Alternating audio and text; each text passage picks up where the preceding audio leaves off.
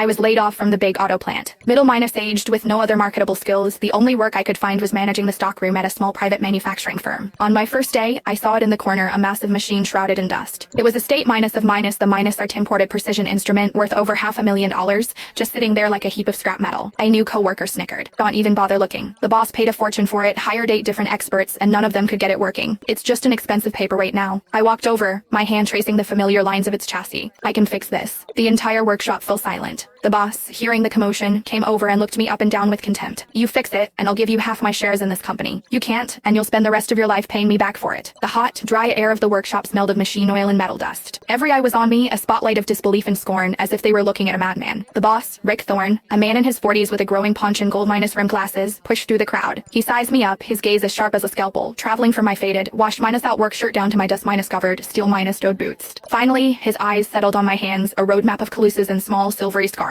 You? He grunted, the sound a mix of disbelief and open mockery. John Carter, is it? HR told me you used to manage a warehouse at the old GM plant. I was a senior technician. I corrected him. My voice wasn't loud, but each word was clear. Senior technician? Rick acted as if it just told the joke of the century. He let out a booming laugh, his belly shaking. A wave of sycophantic laughter echoed through the workshop. A senior technician working in a stockroom? Come on, Carter, that's not even a good lie. I'm not lying. I met his eyes and repeated, I can fix it. My gaze drifted past him to the behemoths lumped in the corner. A German MGMORI 5-axis machining center. Its ivory minus white enamel casing was coated in a thick layer of grime, like a forgotten work of art. My heart gave an unexpected twinge, the bittersweet take of seeing an old friend again. Rick's laughter died in his throat. A muscle in his fleshy cheek twitched, and his eyes turned hard and cold. All right, fine. He clapped his hands together. I've got 20 engineers on my payroll. I've spent over 70 grand on 8 so minus called experts and professors, and not one of them had the balls to say what you just said. He stepped right up to me, his stubby finger nearly poking my nose. And you, a new stockroom guy, you're telling me you can fix it? I didn't flinch. Done. He threw his arm out. Well, make a bet, right here, right now. You get this machine running, and I'll give you half of this company. Well, drop the papers, sign them on the spot. A collective gasp went through the crowd. Half the company. That was millions. Rick's eyes turned vicious, like a cornered animal's. But if you can't fit